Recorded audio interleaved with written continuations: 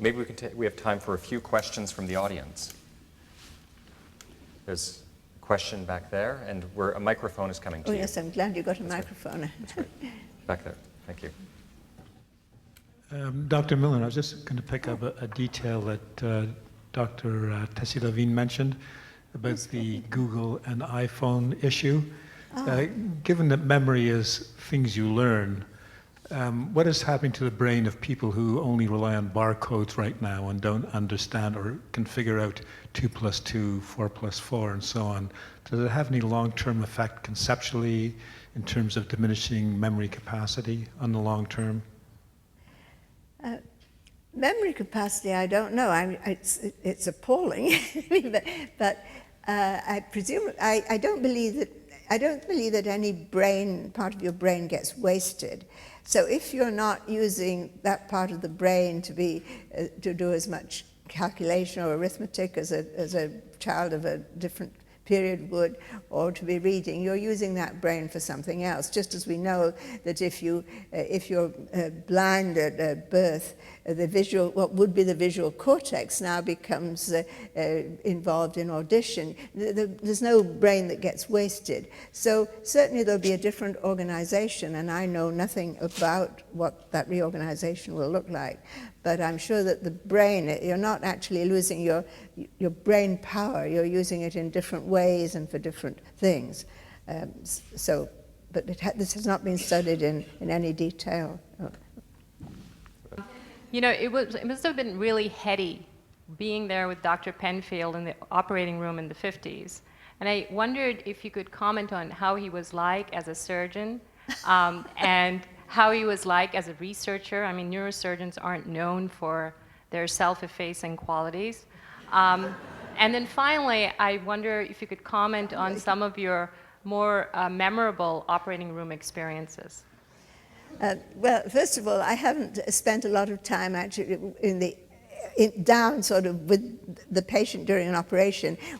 I was in the gallery because for operations for epilepsy, you have to have electrocorticography, you have to have recording of the electrical activity of the brain, and Dr. Jasper, who was head of neurophysiology, would be there doing the electrocorticogram in the gallery, and that gallery was where people could go in and watch. I have been in the operating room with surgeons, and Denise, for these language operations, goes in more than I ever did. I have been in for particular cases and so on, but I'm not really they're sporadic. It's more observing from the gallery, but very close. Dr. Penfield was very respectful of patient. He was an extremely good listener. This was a man who was, as you were saying, you know, he was the head of the institute. He was back in those days, it was a hierarchical system. He was, you know, very much, we called him the chief. He was very much in charge. But he was quite humble in relation to patients. He again was an extremely good observer, and he would listen. And it was very striking to me that, you know, the patients would be admitted over the weekend, and it was the job of the chief resident to go over with the patient and the family the description of how the seizures began, and how they developed, and what the family observed, and what the patient was conscious of, and so on. And then we would have a seizure conference, at the end of which Dr. Penfield would decide whether, you know, this was suitable for operation. They'd look at the EEG and so on.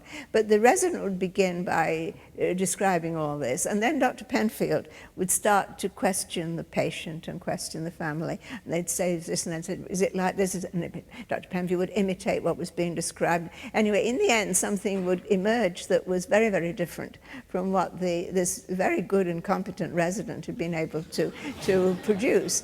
And I think this is because he really, really listened with great care, and he was a very good observer. And in the operating room, of course, and that was the beauty of all his records, and people with many neurosurgeons, and I know, and do not have these excellent records, but he would dictate, as the patient would respond to him, the patients were awake, and he would stimulate, and they'd have some experience, and then Dr. Penfield would immediately dictate to the secretary who was in the gallery, and all this would be available to all of us afterwards. So from this point of view, he was really admirable.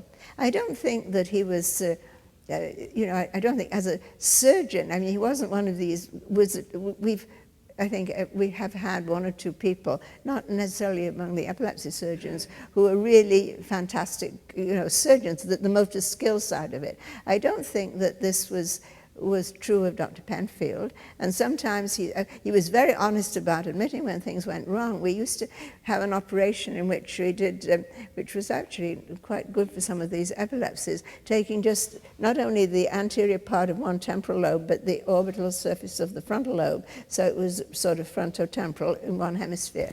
And then we had 3 patients who developed a paralysis and aphasia of the left hemisphere afterwards because of damage to the blood supply. And Dr. Penfield wrote these cases up. He was very conscientious about writing, and he said, and at the operating, and in the conference, one of those conferences like you saw in the movie, with the Dr. Rasmussen, his successor, who we actually worked with much more later on than Dr. Penfield. Dr. Penfield said, "From now on, I'm never going to go above and below the fissure of Sylvius in one operation. It's too risky." And then Dr. Rasmussen, who was actually a very modest, quiet man, said, "Oh, but you know, I've never had any trouble with that in Chicago. I've done so many cases like this, and I've never had any trouble." "Fine," said Dr. Penfield, "from now on, whenever I see a patient who needs this surgery, I will refer the patient to you." And he did, and Dr. Rasmussen never had any problems. So this is, but what Dr. Rasmussen said, two things. He said, never jiggle the brain, and control the blood supply. The first thing you have to do is control the blood supply to the posterior. You don't want damage to the posterior speech areas if you're... You see, it's not just what you take out. I'm not a surgeon, but it's not just what you take out. It's what damage you can do through the blood supply to some other area, critical area of the brain. And Dr. Rasmussen was the most patient. There are surgeons who, you know, pride themselves on how quickly they can do something, and there are certain kinds of surgery where time is of the essence. This is not so with this epilepsy surgery, though you don't want to have the brain exposed too long. But the really important thing is, you know, to keep calm and be patient, and that's how he trained his successors. So I have a great respect for neurosurgeons, actually, but they're a very mixed bunch like everybody else, you know. So maybe one final question here. Dr. Milner, I'd like to pick up on the last questioner, perhaps. In the period when you were a young researcher and investigator, it was a very difficult period for women, intelligent women. I'm wondering what you had to do and go through in order to do your work. What I had to do what? To do your work. What? As a woman, what obstacles were there for you as a woman? I didn't encounter obstacles.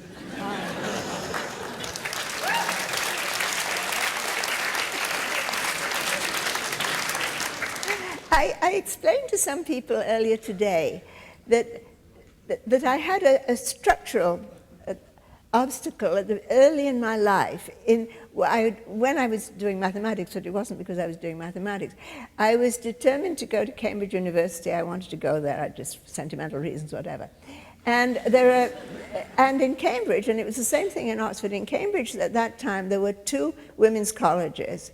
And there was a rule, this was 1936, there was a rule that you could not have at any time more than 400 undergraduate women in the university. That was across all disciplines, arts and science, and across the 3 years it took to get a degree. And there was a similar thing at Oxford. They had 3 colleges, but they were a smaller college. It was about the same situation in Oxford. Whereas there were thousands of men, and the men could take ordinary degrees, and of course the women had to take honors degrees because it'd be so hard to get in. And so that was the structural, the only sort of difficulty I had about being a woman, and I was competing with other girls that we all had, was that there were so few places in Oxford and Cambridge if you wanted to go there. And it was really very competitive to get in because they only took so few women. It's very different now because they take the women in the men's colleges now. So it's a totally different situation. But in those days, they didn't.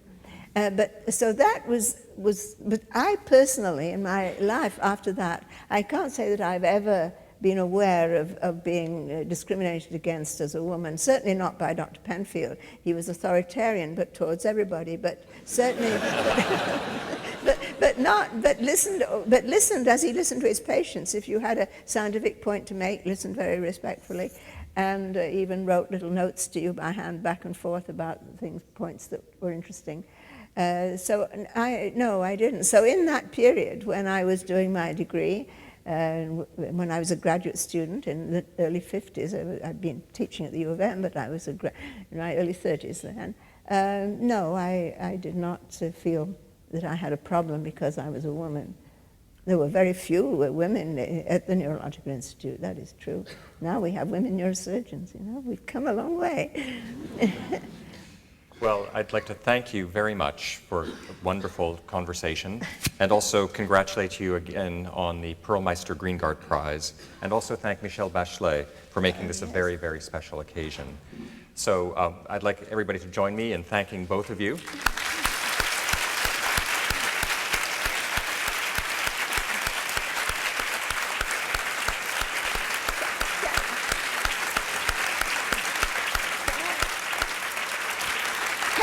Say one word, a hyphenated word or whatever. Can I just say thank you? It's a great honor, and I'm, quite overwhelmed by it. And so thank you to all of you. Thank you.